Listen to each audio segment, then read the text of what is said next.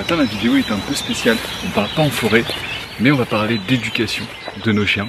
On va parler de sport et de comment vous pouvez entraîner vos chiens. En fait, sur cette chaîne, je vous ai beaucoup partagé nos randonnées qu'on fait avec Mia le matin au lever du soleil. Le problème, c'est que depuis l'apparition de sa dysplasie de la hanche, j'ai dû adapter les séances. On a réduit les séances de marche et j'ai cherché d'autres méthodes pour enrichir sa vie sans la fatiguer. Alors je lui propose des entraînements quotidiens où j'essaie de lui apprendre de plus en plus de tours et d'améliorer son attention. Et finalement, je me rends compte que les principes de son entraînement, c'est les mêmes que lorsque je fais du fitness. Le premier lien avec le fitness, c'est que lorsqu'on a un objectif clair, on améliore nos chances de progression. Quand on commence le sport, c'est important de savoir est-ce que notre objectif, c'est d'augmenter notre endurance, de faire une prise de masse ou de perdre du poids. Et dans son éducation, est-ce que vous voulez améliorer son rappel, lui apprendre la marche au pied, ou simplement travailler sa capacité d'autocontrôle. Et sans objectif clair, vous ne pourrez jamais le voir progresser. Et le deuxième point, c'est que la fréquence et la régularité des exercices sont supérieures à leur intensité. Et c'est pour ça que 30 minutes d'entraînement journalier sera supérieur à 3 heures. La répétition, elle amène à la progression, elle crée des automatismes, elle entretient la motivation et c'est cette constance qui amènera à des résultats. Alors l'idéal, c'est de vous créer une routine d'entraînement. Quand est-ce que vous allez entraîner votre chien? Pendant combien de temps? Quelle est la durée de l'entraînement? Et qu'est-ce que vous avez prévu de lui apprendre? Bravo Mia!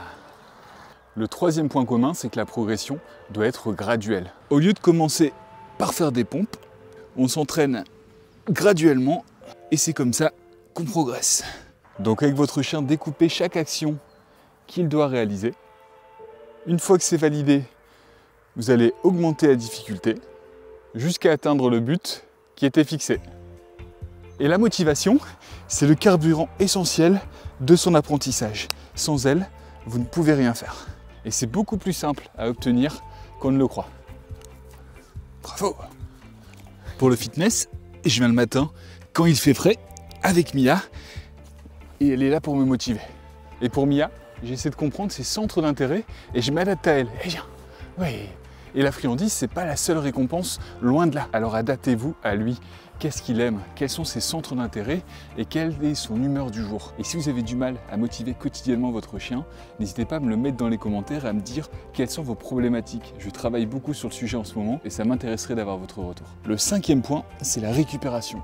Sans repos, vous risquez de vous blesser. En plus de ça, vous risquez de stagner puisque votre corps ne sera pas prêt à passer aux étapes supérieures. Et bien évidemment, pour votre chien, proposez-lui des séances de repos où il peut reprendre son souffle, boire un petit coup pour ensuite repartir sur les prochaines séances. Et l'astuce que j'ai trouvée avec Mia, c'est de lui proposer des séances de jeu, des séances d'apprentissage, des séances de liberté.